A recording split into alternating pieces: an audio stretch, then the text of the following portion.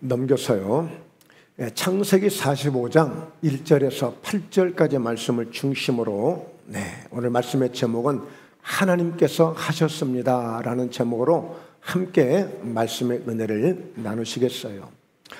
자, 설날이 되면 가장 먼저 저희의 옛 기억을 보면 먼저 제사를 먼저 합니다. 동네 보면 됐어요.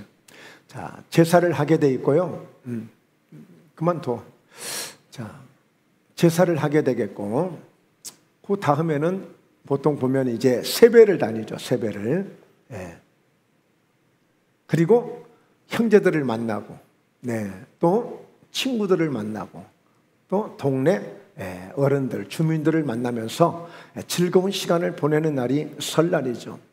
그 가운데 굉장히 중요하게 우리가 여겨야 될 바 한 가지가 있는데 그건 뭐냐면 덕담이라는 거예요. 덕담. 세배를 가게 되면 또 설을 지키기 위해서 고향을 찾아가게 되면 그동안에 있었던 이야기들, 그래 뭐 고생 많이 했다면서, 아니 이번에 네가 뭐 잘 됐다면서 그런 어떤 성공했던 이야기들, 고생했던 이야기들, 궁금했던 이야기들을 밤새는 줄 모르고 함께 나누면서, 또 세배를 가게 되면 어른들이 또 이렇게 묻습니다. 그래 잘 있었냐? 그래 너 어디 서울에 갔다고? 어디 광주에 갔다고? 부산에 갔다고? 그래 뭐 하는 일인데? 궁금한 이야기들을 나누는, 그러면서 그래 건강해야 된다, 그래 더 잘 되기를 바란다, 이런 좋은 덕담들을 많이 나누게 돼요. 그렇죠? 자, 그런 가운데 오늘 제가 이렇게 그림을 몇 개 한번 찾아봤습니다. 이렇게 세배를 다니는 어떤 풍습들, 이런 모습들.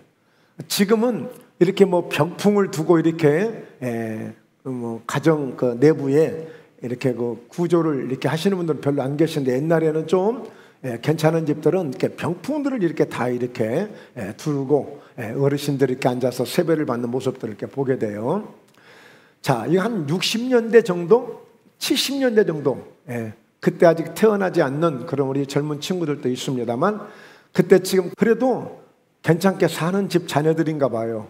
저렇게 꽃가옷을 입고 함께 모여서 세배 다니는, 옛날 좀 향수가 그리워지잖아요. 그래서 그런 의미에서 한번 사진을 이렇게 한번 찾아봤습니다. 자, 설날이 되면 저렇게 5일장이나 시장에 나가서 옷을 이렇게 사주는 그런 예쁜 모습들, 그리고 함께 모여서 유일하게 남자들은 제기차기, 팽이 돌리기, 뭐 이런 어떤 놀이들, 그리고 저렇게 아낙네들은 또 젊은 또 여인들은 저렇게 널뛰기를 하면서 또 이렇게 설 명절을 또 보내기도 했죠. 자, 용산역, 서울역에 가면 혹시 여러분들 이런 경험해 보셨어요? 특히나 용산역은 정말 그 완행열차를 타기 위해서, 완행열차는 선착순입니다. 좌석이 자리가 번호표가 없으니까 먼저 뛰어간 사람이 자리를 잡으면 서울에서 목포까지 편안하게 갈 수 있는 거예요. 자리를 못 잡으면 서서 갑니다. 하여튼 그 서 있는 것도 하여튼 뭐 콩나물 시루처럼 막 바글바글 했으니까. 과거에 저도 이런 경험을 해보았습니다. 이렇게 명절 때가 되면, 설날, 추석 때가 되면 저렇게 그 역전 앞에 많은 사람들이 모였어요. 자, 보세요. 꾸러미 들고 막 그냥 열차 안에 들어가기 위해서 저렇게 막 밀면서 들어가는 일들이 있었죠. 옛날 생각나지 않습니까? 그냥 목포에만 계셨던 분들은 서울에서 저런 일이 일어나고 있는지, 고향에 오는 자녀들이, 가족들이 저렇게 경쟁을 뚫고 왔다는 사실을 잘 모르시는 분들도 계실 거예요. 자, 오늘 본문 말씀을 보면 요셉이 총리가 돼서 형제를 만나게 되는데, 그야말로 덕담 중에 그동안에 있었던 이야기들, 그동안에 있었던 궁금한 일들을 나누는 이 성경 속에서 정말 아름답고 가장 위대한 덕담이라면 덕담이 될 수 있는 요셉의 지난 이야기들, 요셉의 지난 시절들, 집을 떠난 지 딱 15년 만에 형제들을 만나게 돼요. 형제들을. 그러면서 15년 만에 만난 그 형제들에게 오늘 요셉이 내가 이런 사람이 되었습니다. 나는 이 애굽 큰 나라의 총리가 되어졌고 마침내 내가 형들에게 아버지에게 말했던 그 꿈을 이루므로 내가 지금 이 자리에 있는 것입니다.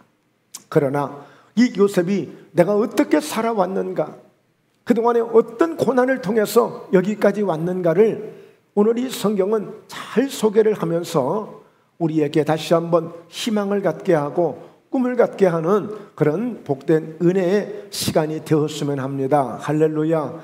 우리 사랑, 우리 인생 속에 우리도 만나보면 그런 얘기들 하잖아요. 그동안에 엄마 기도해 주셔서 감사해요. 아버지 기도해 주셔서 감사해요. 나를 잘 가르쳐 주셔서 감사해요. 어려운 가운데 있었지만 그래도 어려운 중에 그렇게 저를 사랑해 주셔서 감사합니다. 이렇게 나눌 수 있는 이런 덕담을 주고받을 수 있는 이런 명절이 되면 이보다 더 귀한 건 없는 거거든요. 그런 의미에서 요셉의 지난 삶들을 돌아보면서 이렇게 요셉이 성공했던 이 모습들이 어떻게 이 과정을 이루게 되어졌는지를 함께 오늘 은혜를 나눔으로 우리 자녀들을 통해서 우리 가족들을 통해서 함께 또 이후에 명절은 또 옵니다. 추석도 또 오게 됩니다. 그럴 때마다 우리가 좋은 모습으로 만나고 좋은 이런 간증, 이런 좋은 덕담으로 함께 만날 수 있는 그런 기회를 얻기 위해서는 우리가 다시 한번 우리 자신들을 돌아보면서 하나님 주신 그 은혜를 귀하게 여기면서 더욱더 또 우리가 열심히 살아야 되겠죠. 또 최선을 다해 살아야 되겠죠. 그래서 우리가 오늘 말씀을 통해서 그런 부분에서 함께 은혜를 나눴으면 합니다. 자, 보십시오. 요셉이 시종하는 자들 앞에서 그 정을 억제하지 못하여 소리질러 모든 사람들을 자기에게서 물러가라 하고, 그러니까 요셉은 총리니까 주변에 자기를 도우는 이런 비서 같은 사람들, 또 옆에서 또 여러 가지 일을 도와줄 수 있는 이런 부하들, 그런 아랫사람들이 있단 말이에요. 신하들이 있어요. 자, 그들 앞에서도 이 정을 억제를 못해. 왜? 그 형제들을 만나게 됐는데 형들은 아직 자기를 몰라요, 지금. 그런데 그 형제들을 보니 그동안 막 참고 참았던 그 막 울분과 그 정들이 막 그냥 한꺼번에 그냥 터지는 거야. 그래서 자기 주변에 있는 모든 사람들을 다 물러가게 하고 형제들에게 자신을 비로소 알리게 되는 거예요. 알리게 되는 것이거든요. 이런 내용은 제가 자세하게 한번 설명을 다 해드리겠어요. 자, 2절에 보면 요셉이 큰 소리로 우니 애굽 사람에게 들리며 바로의 궁중에 들리더라. 궁금할 거 아니에요. 갑자기 곡식을 사러 온 사람들, 그 여러 사람들을 앉혀놓고 막 총리가 울고 막, 그래서 온 궁중에 막 그 울음소리가 들리니까 얼마나 많은 사람들이 궁금했겠어요. 요셉이 그 형들에게 이르되 나는 요셉입니다. 비로소 자신을 드러내는 거예요. 얼마 만에? 15년 만에. 17살에 꿈을 꾸므로 형제들에게 미움을 사고 버림을 받고 마침내 보디베르 집에 와서 11년 동안 노예 생활을 하고 2년 동안 감옥 생활을 하고 지금 흉년이 들어서 2년이 지났어요. 그러니까 지금 15년 만에 만난 거예요. 내 아버지께서 아직 살아계시니까 형들이 그 앞에서 놀라서 대답을 못해요. 지금 뭐 어찌할 바를 좀 모르죠. 얼마나 긴장이 되고 무섭겠어요. 4절에 요셉이 형들에게 이르되 내게로 가까이 오소서. 그들이 가까이 가니 이르되 나는 당신들의 아우 요셉이니 당신들이 애굽의 판자라. 애굽의 판자라. 그러면서 5절에 당신들이 나를 이곳에 팔았다고 해서 근심하지 마소서, 한탄하지 마소서. 하나님이 생명을 구원하시려고 나를 당신들보다 먼저 보내셨나이다. 형제들이 도대체 이게 뭔 일이야? 이게 무슨 일이야? 정말 너무너무 긴장되는 순간이에요. 지금 숨을 못 쉬고 있는 거예요. 숨을 제대로 못 쉬고 있어요, 지금. 6절에 이 땅에 2년 동안 흉년이 들었다고 그랬어요. 아직 5년은 밭갈이도 못하고 추수도 못할지라. 여기서 2년 동안 흉년이 들었다는 얘기는 15년이 아니네요. 15년이 아니고 앞에 풍년이 7해 풍년이 있었으니까 그게 20년에다 22년 만에 만난 거예요. 22년이 지난 후에 만난 거예요. 제가 순간 착각했습니다. 자, 7절에 함께 같이 읽죠. 하나님이 큰 구원으로 당신들의 생명을 보존하고 당신들의 후손을 세상에 두시려고 나를 당신들보다 먼저 보내셨나니, 자, 그런즉 나를 이리로 보내니는 당신들이 아니요 하나님이시라. 하나님이 나를 바로에게 아버지로 삼으시고 그 온 집에 주로 삼으시며 애굽 온 땅의 통치자로 삼으셨나이다. 자, 여기서 이제 바로 하나님께서 하셨습니다 라는 제목을 함께 나누게 된 거예요. 자, 여러분, 자녀들이 와서 나름대로 선물을 사들고 오고, 또 이렇게 돈, 또 이렇게 여자친구를 데리고 온다든지, 아니면 남자친구들 함께 데려온다든지, 아니면 건강한 모습으로 이렇게 와서 정말 부모님들에게, 가족들에게 그동안 이렇게 함께 만난 것을 회포를 나누면서, 특히나 정말 어머니에게 감사를 하고 아버지에게 감사를 하면서 기도해 주셔서 고맙습니다. 그동안에 보내주신 돈 잘 받아서 기뉴하게 쓰고 이렇게 직장만도 했습니다. 이렇게 좋은 직장에 들어갔습니다. 여러분, 이보다 더 좋은 소식이 어디 있어요? 바로 명절에 그런 기분을 나누는 거 아니겠어요? 그런 의미를 나누는 것이 아니겠어요?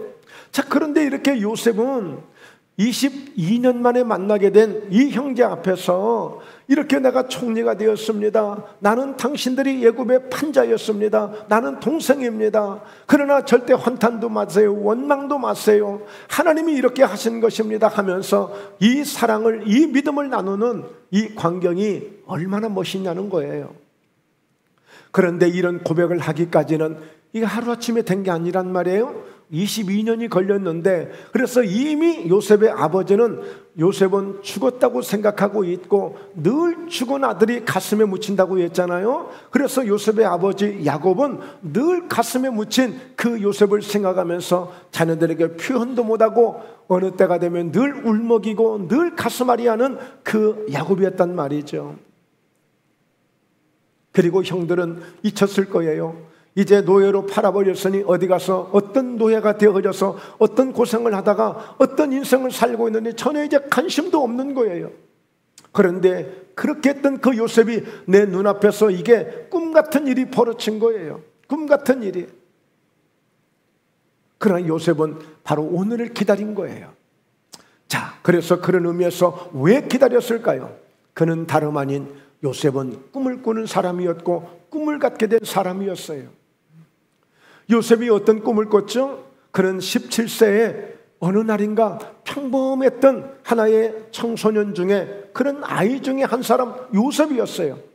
자기가 원해서 꿈을 꾼 것도 아니고 기도를 많이 해서 하나님 나 꿈 좀 꾸게 해달라고 기도를 했던 것도 아니고 내가 임의로 내가 만들 수 있는 것도 아닌 전적으로 하나님이 꿈을 꾸게 하신 거예요. 여러분, 이렇게 신년이 되고 또 명절이 되면서 나름대로 많은 꿈을 아마 갖고 계실 거예요.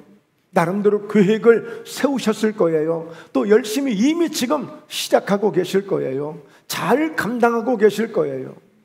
그런데 이 요셉은 우리와 좀 다른 게 뭐냐면, 자기가 꾸고 싶은 꿈이 아니라, 자기가 갖고 싶은 꿈이 아니라 하나님이 일방적으로 주신 꿈이에요. 우리 믿음의 사람들은 바로 이런 꿈을 가져야 돼. 이런 꿈이 있어야 돼. 각자에게 주어지는 모든 꿈은 예수를 믿든지 믿지 아니든지 누구나 가질 수 있는 꿈이에요.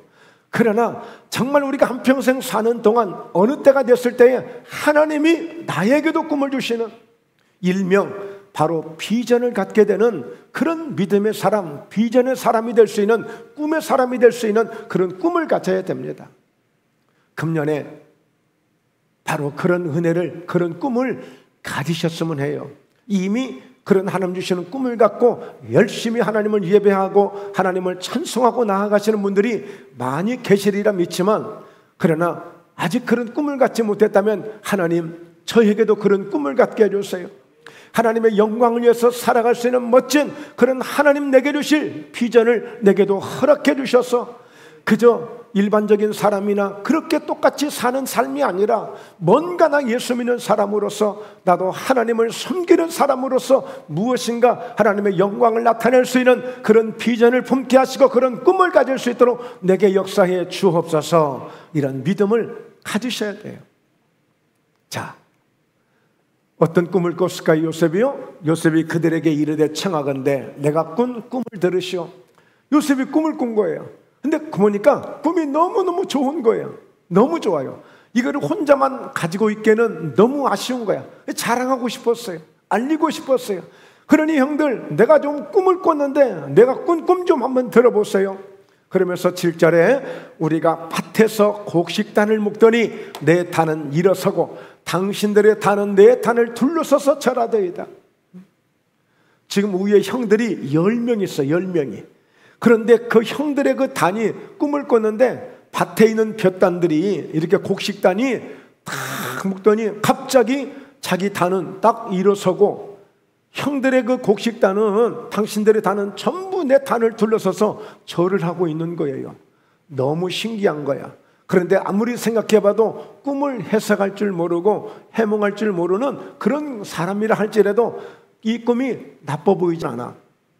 왜 그런 거 있잖아요. 우리가 보통 뭐 개꿈이라고 합니다만 꿈을 꾸고 잤는데 꿈자리가 사납다, 뭔가 기분이 안 좋은 꿈이 있는 거예요. 반면에 뭔가 꿈을 꾸기는 꿨는데 뭔가 오늘 기분이 좋을 것 같아, 그야말로 오늘 복권이라도 하나 사고 싶은 마음이 들 정도로 뭔가 잘 될 것 같은, 뭔가 기분이 상당히 좋은 이런 꿈을 느낄 수 있는 꿈을 꾸기도 한단 말이에요. 자, 이어서 9절에 요셉이 다시 꿈을 한번 더 꾸게 돼요. 그의 형들에게 말하여 이르되 내가 또 꿈을 꾼즉 해와 달과 11별이 내게 절하되이다 하니라. 그러니 이 꿈을 자랑할 수밖에 없었어요, 형들에게. 자, 여러분 보십시오. 이렇게 하나님이 요셉에게 꿈을 주신 거예요.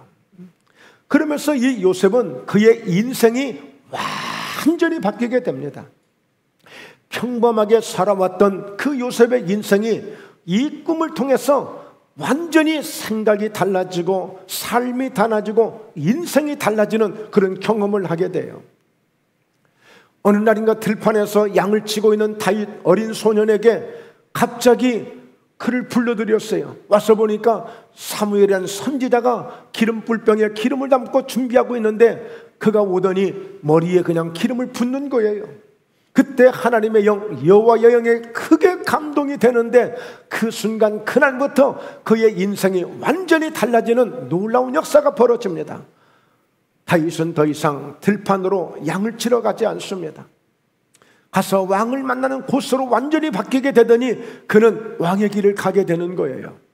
여러분, 저와 여러분들에게, 아니면 우리 가족들, 우리 자녀들에게 이런 하나님이 주시는 이런 꿈이 주어질 때에 이것은 하나님이 그렇게 이 사람을 쓰시겠다, 바로 너를 내가 이렇게 써주겠다, 바로 당신을 내가 이렇게 쓸 것이다 라고 하는 하나님의 사인이고 하나님의 역사예요. 그래서 이 요셉은 이 꿈을 갖고 꿈을 자랑할 수밖에 없었던 거예요. 왜? 너무 좋으니까. 너무 좋으니까. 물론 그는 이 꿈을 통해서 어떤 생각을 갖고 이렇게 자랑했는지는 모르겠지만 우리가 일반적으로 생각했을 때 너무 좋으니까 자랑하고 싶었던 거예요. 그런데 이 꿈을 통해서 그에게 어떤 일들이 벌어질까요? 어떤 상황이 올까요?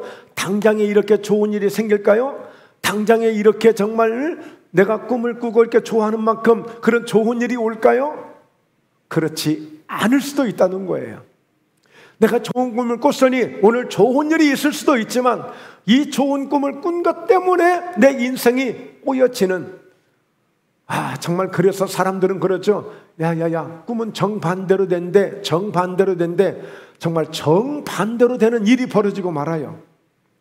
자, 한번 볼까요? 네, 요셉이 꿈을 꾸고 자기 형들에게 말하였더니 그들이 더욱 그를 미워하기 시작한 거예요. 가뜩이나 요셉은 라헬이 낳은 그런 아들이기 때문에, 그리고 그 요셉의 어머니 라헬이 죽었거든요. 야곱이 너무너무 사랑해서 라헬을 마치 7년 동안을 수일처럼 여기면서 바로 장인을 통해서 그 딸을 얻기 위해서 그런 노동을 해줬거든요. 그렇게 쓴 아들인데 너무너무 사랑스럽고 예쁜 거예요. 그래서 형들 10명보다도 채색 옷을 지어 입혀주고 그야말로 아주 귀하게 아버지 야곱이 다른 아들을 편애하고 요셉을 사랑했어요. 가뜩이나 미운데 이렇게까지 이제 꿈까지 꾸고 또 꿈을 자랑하니까 더욱더 미워하는 그런 요셉이 되고 만 거예요. 그리고 나아가서 형들은 시기하되 그의 아버지는 그 말을 간직해 두었더라. 그러니까 이 10명의 이 형들이 요셉을 미워했지요, 시기했지요. 그리고 언사가 불평했다고 그랬어요. 언사가 안 좋았다고 그랬어요. 그러니까 요셉이 말할 때 야, 저리 꺼져, 저리 비켜, 좋은 말을 하지 않아요. 형들이 요셉을 보면 전부 그냥 말을 그야말로 막 너무 삭막하게 말을 하는 거예요. 거칠게 말을 해. 같은 형제인데 요셉이 지금 그런 취급을 받고 있어요. 그런데다가 아주 그냥 불에 기름을 던지듯이 꿈까지 자랑했으니 얼마나 고통스러운 일이 벌어지는지 몰라요. 그래서 이제 이 요셉은 엄청난 큰 고난을 받은 사람이 되고 말아요. 여러분, 다시 말씀드리지만 우리가 이렇게 가족들이 함께 모일 때 나름대로 성공했다며, 뭐 잘 일이 풀리고 있다며, 지금 뭐 잘 되고 있다며 라고 했을 때 우리는 그 잘된 것만 생각하지만 그러나 그 당사자들은 그게 아니에요. 나 정말 고생 많이 했어요. 먹을 것이 제대로 없었어요. 그래 보니까요, 모든 분야에서 우리 믿는 사람만 이게 있는 게 아니야. 운동에서 성공한 사람들 얘기를 들어보면, 가수로 성공한 사람들의 얘기를 들어보면, 배우로 성공한 사람의 얘기를 들어보면, 또 뭐 이렇게 공부를 통해서 어느 좋은 직장에 아니면 좋은 자리에 올라갔던 사람들 얘기를 들어보면 각 분야에서 나름대로 전부 쉽게 이렇게 된 사람도 있겠지만, 좋은 그런 어떤 금수저로 태어나서 금수저의 영향을 받고 그냥 쉽게 성공한 사람도 있겠지만, 그러나 우리 지방에서 또 특히나 우리 호남 지역에서 정말 많이 어렵고 힘들었던 이 지방에서 정말 서울에 올라가, 객지에 올라가, 또 아니면 해외에 나가서 정말 성공해서 온다는 게 이게 쉬운 일이 아니었거든요. 그러니까 이 요셉에게 엄청난 큰 고난이 그에게 주어지는 거예요. 어떤 고난이 주어졌을까요? 자, 말씀 보세요. 37장 19절에 보니까 서로 이르되 꿈꾸는 자가 오는도다.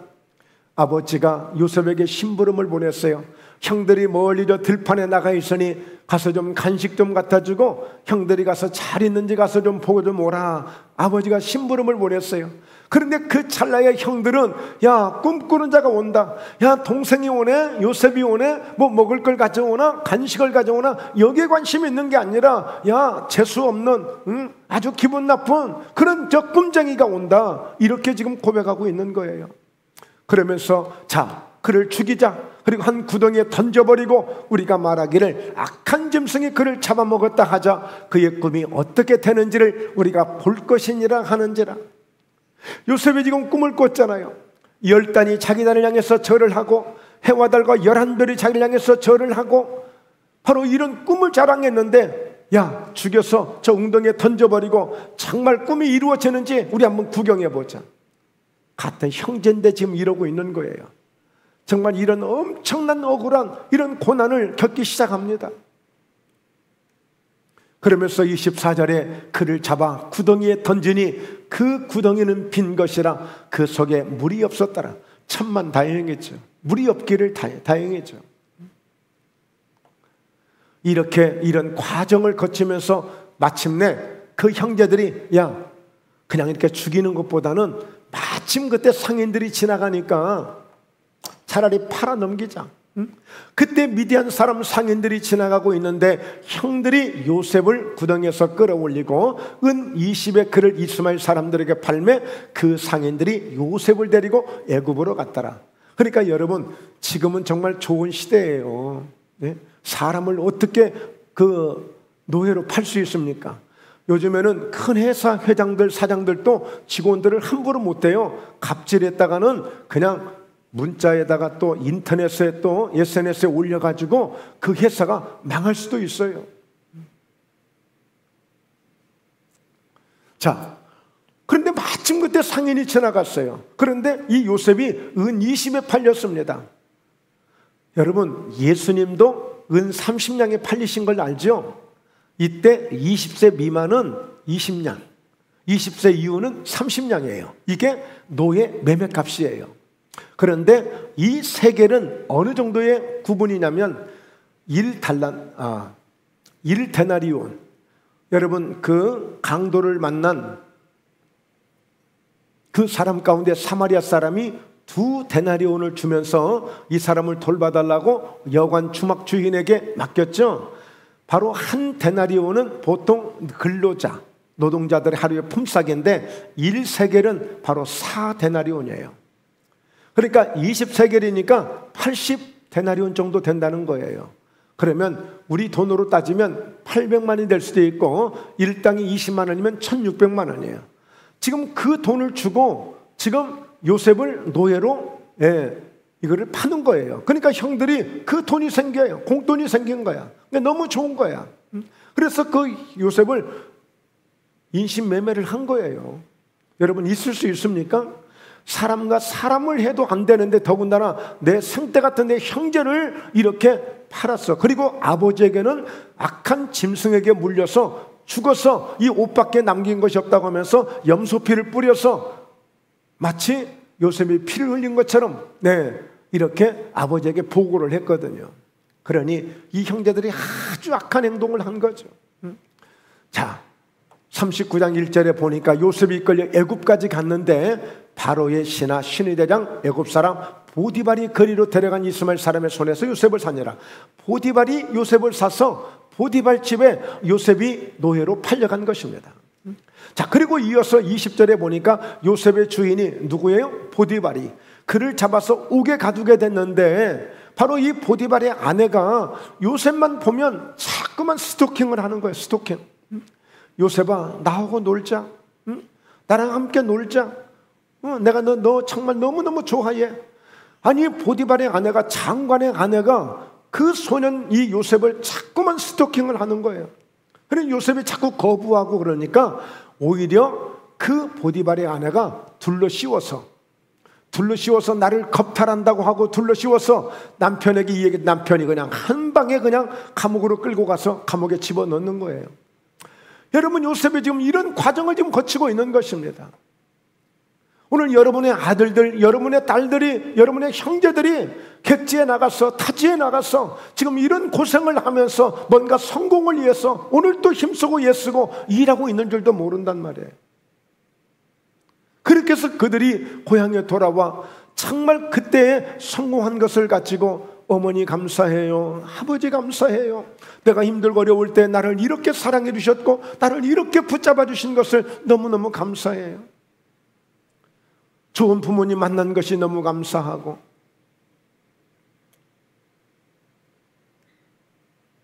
여러분, 요셉이 이런 엄청난 상상도 할 수 없는 이런 고난을 통해서 그런 과정을 거쳐서 이 총리의 자리까지 오게 된 거예요. 가끔은 우리 부모님들이 섭섭할 때 있죠. 전화 연락도 없고 또 명절 때 또 오지도 않고 제대로 뭔가 좀 선물도 안 보내주고 그러면 내심 섭섭할 수도 있는 거예요. 그러나 반면에 우리가 모르는 전혀 생각지도 못한 요셉처럼 정말 타지에 끌려가서 타국에 끌려가서 이런 상상도 할 수 없는 고난을 받을 수도 있는 거예요. 그래서 우리는 끊임없이 포기하지 말고 그들을 격려해야 되고 우리는 그들을 기도해야 되고 우리는 항상 이렇게 나 중심의 삶도 중요하지만 항상 우리가 돌아볼 수 있는, 왜? 우리는 기도하는 사람들이니까, 우리는 하나님을 믿는 사람들이니까, 우리는 예수님을 믿는 사람들이니까 일반적인 우리 사람들과 생각이 다를 수 있고 우리는 다를 수밖에 없는 거예요. 그런데 이 요셉은 하나님의 영에 감동된 사람이었다는 거예요. 여기에 신의 한 수가 있는 것이고 여기에 우리 예수 믿는 사람의 가장 중요한 심장 같은 생명적인 역사가 바로 이 요셉의 심령 속에 이런 은혜가 있었다는 거예요. 여러분, 우리가 물질적으로 지원을 해주고 여러 가지로 우리가 함께 협력해 주는 것도 굉장히 중요하지만 그 요셉이 하나님의 영에 감동된, 즉 성령으로 충만한, 은혜가 충만한, 믿음이 충만한 이 요셉이었다는 이 사실에 우리는 깊은 관심을 가져야 되는 거예요. 그러니까 결국에 성령 충만하고 믿음이 있고 오늘 은혜가 있는 요셉은 갔다가 광야에 내던져도, 바다에 내던져도, 세상 가운데 내던져도 결국에 오뚜기처럼 살아나더라는 거예요. 오뚜기처럼 성공하더라는 거예요. 그래서 우리 자녀들에게 먼저 가장 줄 수 있는 것은 여러 가지 그런 어떤 경제적인 환경적인 지원도 중요하지만 이렇게 성령으로 충만하고 늘 믿음 가운데 하나님을 생각하고 하나님을 의지할 수 있는 이런 믿음을 갖게 하면 이보다 더 큰 자산이 없는 거예요. 바로 이 요셉은 꿈을 꾸게 된 것부터 벌써 하나님의 은혜가 임했던 거예요. 하나님의 은혜가 임했던 거예요. 여러분, 그래서 요셉은 이런 믿음을 통해서 하나님의 은혜를 입고 그때부터 이 하나님이 꿈을 주셨다고 그랬죠. 이건 뭐예요? 하나님이 내가 간섭해 주겠다는 거예요. 하나님이 내가 터치해 주겠다는 거예요. 하나님이 일일이 내가 다 지켜보겠다는 거예요. 자, 포도주가 떨어졌습니다. 예수의 어머니가 급히 예수에게 다가가서, 아니 이 잔치집에 포도주가 떨어졌는데 어떡하죠? 여자요, 포도주 떨어진 것하고 나하고 무슨 상관이 있나이까? 그래서 무슨 상관이 있나이까? 아니에요. 예수님이 상관하시면 포도주가 떨어졌지만 물로 포도주를 만들든지 호박을 갖다 만들든지 아니면 무슨 다른 어떤 고구마를 갖다 만들든지 예수님은 상관하시면 되는 거예요. 맨 땅을 파도 포도주가 나올 수 있고 명령을 해서 하늘에서 포도주가 떨어지게도 할 수 있고 주님이 하시면 되는 거예요. 그러니까 오늘 하나님이 요셉에게 꿈을 주셨다는 것은 내가 전적으로 요셉의 인생을 내가 상관해 줄 거야 라고 하는 그런 사인입니다. 바로 이때에 하나님이 그만큼 관심을 갖고 하나님이 직접 역사하시겠다는 것은 바로 하나님의 은혜를 입게 된 거예요. 하나님의 은혜. 요셉이 자, 한번 따라서 고백하세요. 하나님의 은혜를 입은 자가 되자. 자, 우리 자녀들에게 하나님의 은혜를 입게 하자.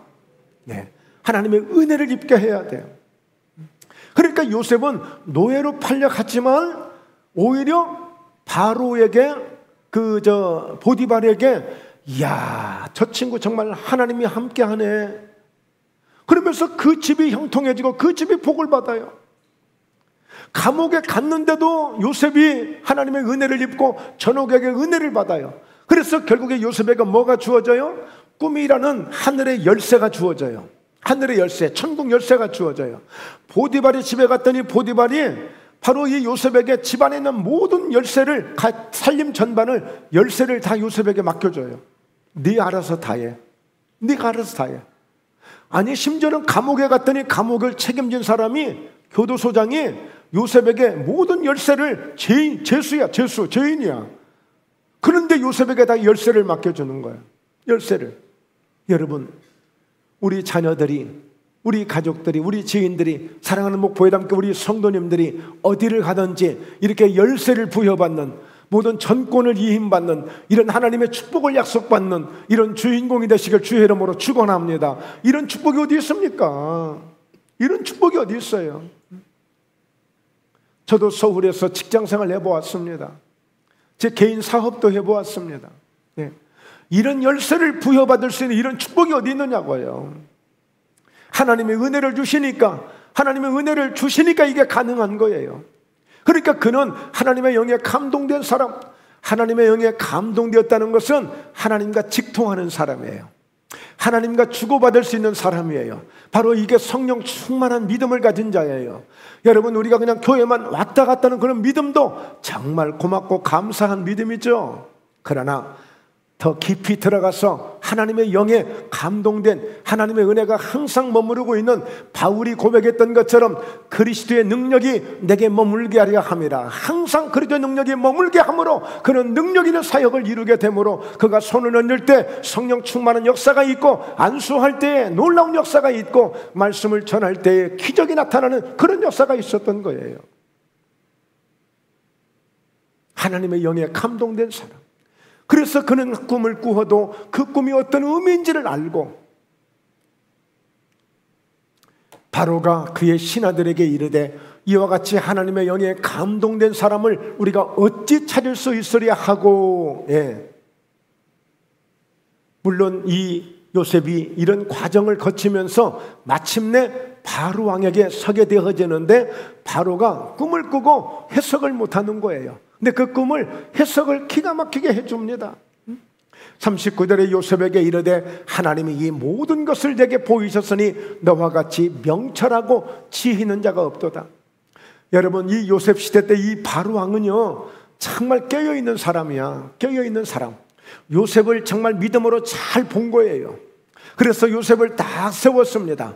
그런데 모세 때도 출애굽기 때 넘어가서 보니까 모세 때 그 애굽의 왕은 참으로 미련한 사람이고 악한 사람이에요.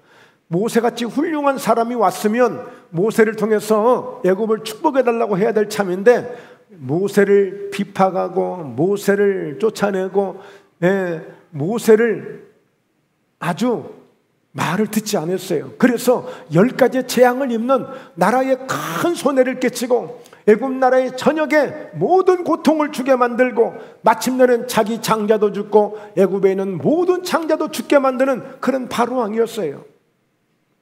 우리가 살아가시면서 정말 혹시라도 경영을 하시고 또 만나고 싶은 사람들이 있거든 이런 하나님의 영의 은혜가 충만한 사람들을 만나셔야 서로 도움이 되고 덕이 될 수 있어요.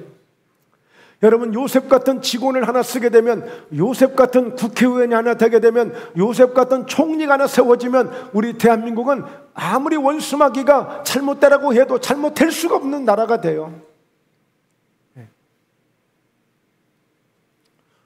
요셉은 정말 이 총리가 되면서 왕이 아무 손댈 일이 없어요. 다 전권을 요셉에게다 맡겨줍니다. 총리라는 그런 총리 속에 나라의 모든 것을 국고를 감당할 수 있는 열쇠를 갖다 그냥 다 맡겨준다니까요. 이런 은혜를 입는 자가 돼야 돼요. 자, 2년 전에 요셉이 지금 이 왕을 만나기 전에 2년 전에 감옥에 있을 때입니다. 감옥에 있을 때 그때 술 맡은 관원장이 그의 꿈을 요셉에게 말하여 이르되 내가 꿈에 보니 내 앞에 포도나무가 있는데 꿈 얘기를 해요. 뭐냐면 이 요셉이 감옥에 있을 때 어떤 감옥에 들어가냐면 아주 왕한테 잘못한 것, 궁궐에서 잘못한 것, 여기에 죄인들만 따로 들어가는 감옥이야. 일반 싸우고 지지고 볶고 해서 깡패 건달들이 들어온 감옥이 아니고 사기꾼들이 들어온 감옥이 아니라 왕을 상대해서 궁궐에서 잘못된 이런 죄수들만 들어온 감옥에 들어간 거야. 이게 또한 신의 한 수입니다. 그 감옥에 들어가서 가서 보니까 뭐 장관 출신들도 있고 이래저래 뭐 그 궁궐에 있던 사람들이 왔는데 전부 무슨 얘기예요? 왕하고 관계된 이야기만 하는 거야. 2년 동안 그 감옥에 있으면서 그냥 궁궐에 있는 모든 것을 속속들이 다 알게 됐어. 이 요셉이 박사가 돼버린 거예요. 어떻게 감옥에 있는 사람을 한순간에 데려다 총리를 세우냐 했는데 이미 보디발의 집에서 11년 동안 노예를 했어요. 그러니까 왕의 신하예요. 그 신하를 보면서 어떻게 왕을 보필하고 어떻게 궁궐 생활을 하는가를 이미 11년 동안, 그리고 감옥에서 2년 동안 13년 동안요 다 그냥 궁궐에 있는 모든 것을 그냥 손바닥을 보듯이 다 보고 있는 거예요. 다 알고 있는 거예요. 여러분, 하나님의 인도하심은, 하나님의 섭리는 정말 놀랍습니다. 놀라워요. 그래서 우리가 하나님을 의지하고 하나님의 약속을 붙들고 가면, 여러분, 내가 노력하는 것도 좋고 내가 열심히 하는 것도 좋지만 하나님이 역사해 주시고 하나님 한번 상관해 주시고 하나님 한번 인도하시면 끝나는 거예요. 끝나는 거예요. 여러분, 너무 내 힘으로 하려고만 하지 마세요. 너무 내 힘으로 하려고만 하지 마세요. 이번 주에 지금 이렇게 공사를 했습니다. 딱 이틀 만에 한 거예요. 지난주 보시고 깜짝 놀랐죠? 이렇게 어떻게 일주일 만에 왔더니 이렇게 달라졌을까? 오늘 처음 저희 교회 오신 분들은 바로 여기가 그냥 얇은 천으로 휘장으로 되어 있었어요. 그게 아주 몇십 년 동안 썼던 겁니다. 그런데 이렇게 우리 또 성도님들이 기도해 주시고 함께 협력을 해서 공사를 하게 됐는데, 이 공사도 이게 빠르게 할 수 있었던 게 뭐냐면, 글쎄 지난주에 목사님이 여기까지 오셔가지고 저희 밥을 사주신다고 해가지고 식사를 했어. 식사를. 그런데 제가 그냥 농담 삼아서 그냥 웃음 삼아서 목사님, 우리 이제 설 세고 나서 공사를 좀 해야 되는데 우리 교회 오셔서 일당 줄 테니까 대모대 좀 해주셔. 응? 대모대 좀 해주셔. 그랬어. 그렇게 얘기했거든요. 갑자기 밥 먹다가 저도 왜 그런 생각이 났는지 몰라. 근데 이분이 식사를 하다가 곰곰이 생각하더니 목사님 그러지 말고 제가 건축 잘 하시는 분 아주 교회 안수 집사인데 교회는 특별히 아주 저렴하게 싸게 잘 해줍니다. 예? 제가 그분 한번 소개해 볼게요. 혹시 시간이 되는지 모르겠는데 전화를 하더라고요. 그러더니 그날 저녁에 바로 그 사장님하고 통화를 하게 됐는데 내일 당장에 한번 가서 현장을 좀 봐야 되겠습니다. 그래가지고 월요일 날 그렇게 통화를 했는데 화요일 날 월요일 날 그렇게 됐어요. 그러더니 바로 그 다음날 오신 거예요. 그 다음날 오셨어요. 그래가지고는 오셔서 딱 보더니 이거 뭐 한 2, 3일 걸립니다. 그러시더라고요. 그러면 내일부터 당장 할 수 있는데요. 이번 주밖에 시간이 없는데요. 우리도 구정 끝나고 나면 또 큰 공사 가야 되는데요. 그래요? 그럼 바로 시작합시다. 그래서 이틀 만에 다 끝난 거예요. 이틀 만에. 화요일, 수요일. 이틀 만에 다 끝난 거예요. 너무 감사하죠. 그러니까 여러분 저희 계획은요. 좀 더 돈도 절약하고 그래서 우리 교회 집사님이랑 싸목싸목 천천히 이제 설 세고 나서 하려고 했던 거예요. 그런데 전문가들이 와서 이렇게 이틀 만에 탁 끝내주시니까 너무 감사하잖아요. 그러니까 생각지 않은 일들이 여러분 기도하고 주님 바라보고 가면 하나님이 생각지 않게 길을 열어주시는 거예요. 그럴 때 이게 모든 것이 수월하지 내 인생을 내 힘으로만 살려고 하면 빡빡합니다. 빡빡해요. 기름 없는 기계가 돌아가는 것처럼 빡빡하다고요. 우리 그리 인생 살면 피곤한 거예요. 그래서 왜 어떤 사람인 줄 알아요? 늘 사는 게 피곤하다고. 아이고, 이거 뭐 죽지 못해 살지 왜 이렇게 피곤할까? 예수 믿으면서 행복해야지. 할렐루야. 우리 주님 의지하고 가면 됩니다. 하나님 바라보고 가면 됩니다. 할렐루야. 좋은 일이 있는 거예요. 자, 그래서 보십시오. 이렇게 꿈을 해석해 주게 되는데 자, 이런 꿈의 내용이에요. 자, 해석을 해주죠. 요셉이 꿈을 해석을 해줍니다. 자, 그러면서 결국에 이 말씀 한 절 같이 읽어보죠. 지금부터 사흘 안에 바로가 당신의 머리를 들고 당신의 전직을 회복시키리니 당신이 그 전에 술 맡은 자가 되었을 때 하던 것 같이 바로의 잔을 그의 손에 드리게 되리이다. 그러니까 술 맡은 관원장이 감옥에서 꿈 얘기를 한 거예요. 꿈꾼 얘기를. 그랬더니 요셉이 그때 딱 꿈을 해석을 해줘. 당신 3일 안에 복직이 될 수 있습니다. 반드시 그런 일이 근데 진짜 이렇게 돼버린 거예요. 요셉이 해석해 준 대로. 그렇게 되니까 당신이 잘 되거든 나를 생각하고 내게 은혜를 베풀어서 내 사정을 바로에게 아뢰요. 이 집에서 나를 건져주세요. 그리고 부탁을 했어. 근데 잊어버리고 가서 잘 되니까 잊어버리고 2년이 훌쩍 지나간 거예요. 2년이. 그러니까 보세요. 만 2년 후에 바로가 꿈을 꿨는데 자기가 나일 강가에 지금 서 있는 거예요. 나일 강가에. 바로 왕이 좀 꿈을 꿨어요. 2년 후에.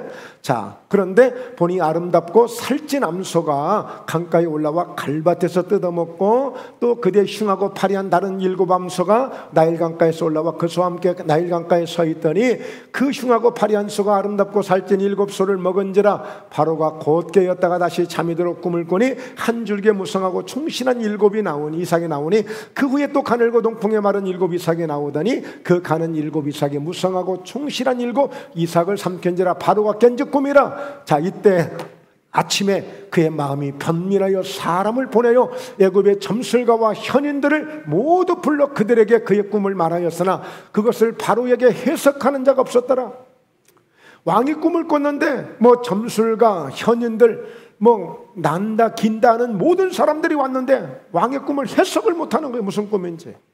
이때 바로가 사람을 보내어 요셉을 부르매 그들이 급히 그를 옥에서 내어놓은지라.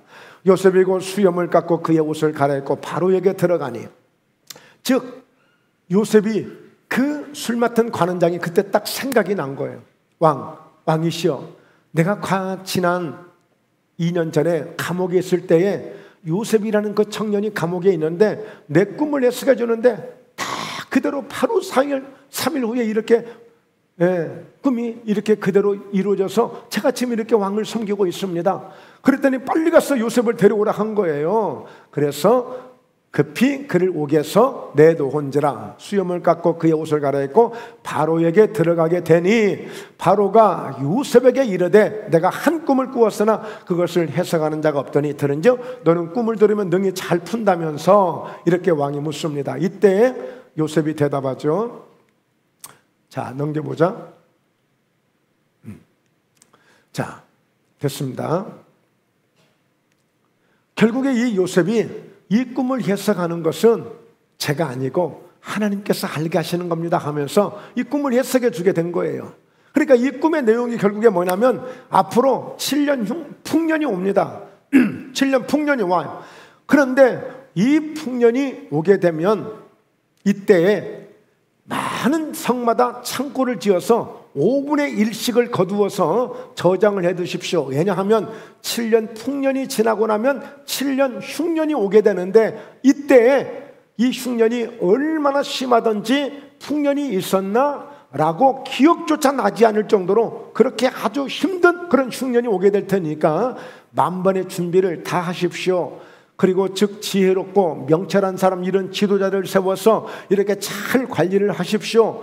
왕에게 이렇게까지 어드바이스를 해줘요. 그랬더니 바로 이제 그곳에 모였던 왕과 신하들이 세상에 이렇게 하나님의 영에 감동된 사람이 어디 있어? 이렇게 명철과 지혜가 충만한 사람이 어디 있어? 라고 하면서 왕이 그 자리에서 이 요셉을 총리로 세운 거예요. 할렐루야. 아시겠죠? 아시겠죠? 그렇습니다. 자, 그래서 이렇게 요셉은 큰 가슴을 가진 큰 믿음을 소유한 사람임을 우리가 알 수 있어요. 큰 가슴을 가졌다는 얘기는 형제들을 포용하고 용서할 수 있고 사랑할 수 있는 그런 큰 넓은 믿음의 가슴을 가진 자요. 또 큰 믿음을 소유한 사람이 뭐예요? 고난 속에서도 절망 속에서도 하나님이 주신 그 꿈을 붙들고 사람이 하는 일이 아닌 하나님이 역사에 가실 것을 생각하면서 그는 남다른 그런 믿음을 가진 사람이었단 말이에요. 그러니까 여러분 시시하게요 이런 일 저런 일에 내 마음 뺏기지 말고요 좌우로 치우치지 말고요 요동하지 말고요 좀 제발 십자가를 바라보며 십자가 든든하게 꼭 붙들고 하나님을 바라보면서 가면 반드시 하나님이 약속한 대로 말씀대로 이루어지는 놀라운 은혜를 입게 될 줄로 믿습니다. 할렐루야. 그런 믿음을 갖자는 거예요. 자, 그래서 오늘 말씀 마지막 함께 읽습니다. 오늘 창세기 41장 56절 온 지면에 기근이 있음에 요셉이 모든 창고를 열고 애굽 백성에게 팔세 애굽 땅에 기근이 심하여 각국 백성도 양식을 사려고 애굽으로 들어와 요셉에게 이르렀으니 기근이 온 세상에 심함이었더라. 그러니까 결국에 오늘 온 나라 온 세상이 기근이 심하니 전부 곡식을 사기 위해서 바리바리 싸들고 애굽으로 곡식을 사러 온 거예요. 이때 요셉의 형제들도 가나안 땅에서 바로 이 애굽에 곡식을 사러 온 거예요. 요셉을 만나러 온 게 아니에요. 바로 요셉은 마침내 해와 달과 11별이 자기를 향해서 절을 하던 그 꿈이 이루어지는 것을 먼저 이렇게 경험하게 되는 거예요.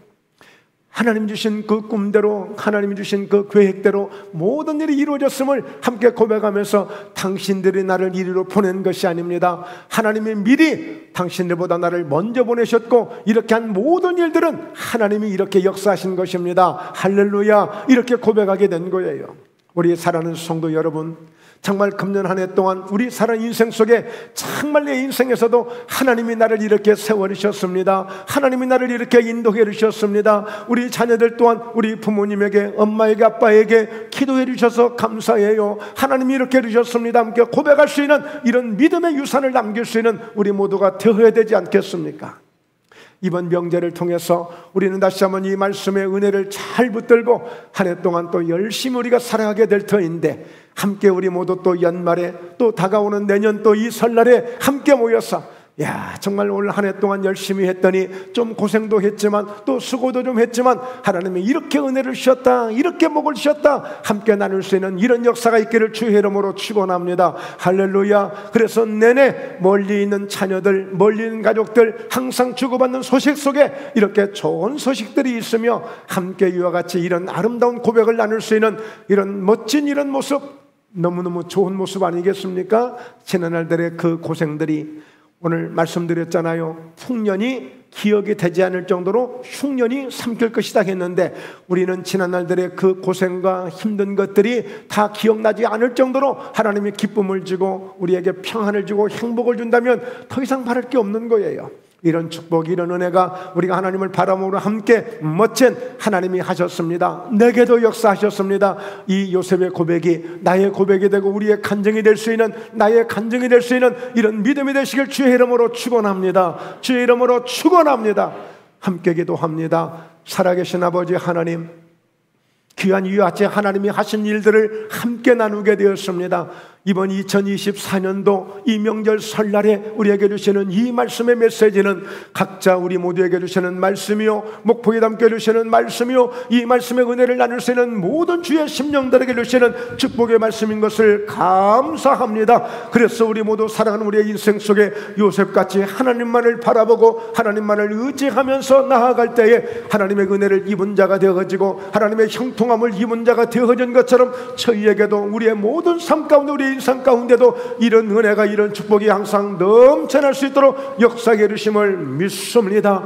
하나님 간절히 간구합니다. 우리 사랑하는 모든 성도님들 한 해 동안에도 영육간의 강건함을 입게 될지어다. 예수 이름으로 하나님의 능력으로 날마다 새 힘을 얻고 피곤치 아니하고 곤비치 아니하고 모든 연약한 것들이 예수 이름으로 깨끗하게 치유되고 회복되고 날마다 강건함을 이루는 복된 건강이 될지어다. 환경 가운데 영혼이 잘되고 범사가 또 형통함의 은혜와 축복을 받는 복된 믿음의 축복의 주인공이 될지어다. 하나님 감사합니다. 영광을 받아 주시옵소서. 예수님의 이름으로 기도드리옵나이다.